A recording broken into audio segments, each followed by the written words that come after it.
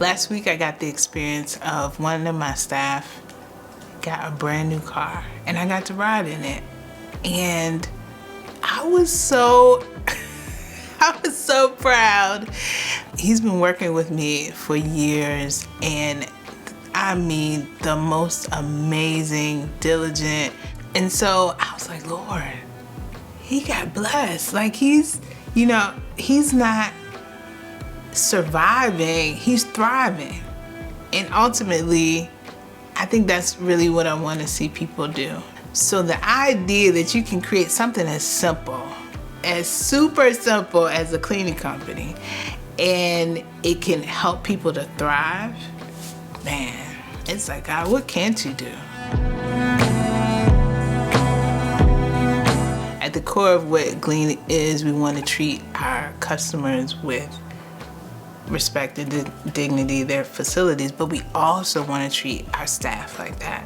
It's really important to me that I select customers as well who speak to my staff with dignity, that they're not disrespectful, but they have a value for the work that we do, because we also value the facility that they have. Glean is a company where people can come and get employment, whether they're in an in-between place or not, if they're unemployed or underemployed. On our website, when people apply, they automatically get an interview. So we don't reject people based on the application that came through. We want to make sure every person knows that you're important enough for us to have a conversation with. We don't decline anyone automatically because of their history. There's a tendency and a pattern to overwork people, to underpay people, to put people in situations where they're ill-equipped. They don't have what it is they need. So I think a core value for me as a business owner is really to make sure my staff feel like they are valued. The idea that God would give me something from Him directly that is to help other people is so humbling, because He knows me for real on the inside. He can still use a person like that and still get His purpose accomplished, heal me in the process, and still bless people. I think that's amazing, amazing. Before I started Glean, I had 4 jobs in 1 year. And these were not jobs that I got fired from. I actually got promoted. I became the director of something. So it was like, Lord, this is not satisfying me. My pastor told me, you won't be satisfied in any job you have because you're an entrepreneur.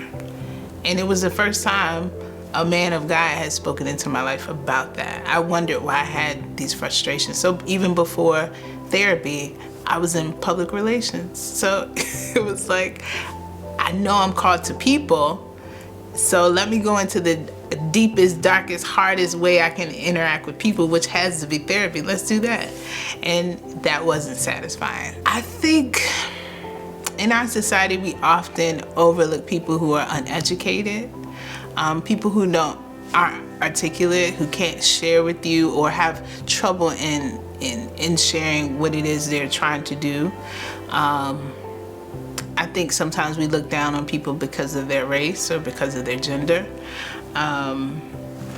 More often than not, it's people who, this may sound silly, but I think people in the service industry often get overlooked. We often equate what they're doing with their worth. And I think I'm learning as I get older how to help people, how to help myself even make those two different things. What I'm doing is separate from what my worth is. It's almost contradictory for me to say that because I was goal-driven so long. I went to undergrad, got my degree, went to grad school, got my degree, went through a licensure process. So I was very much connected to, oh, well, I just need to do more and then I'll be worth more. And I realized at the end of that process, I didn't feel any more worthy.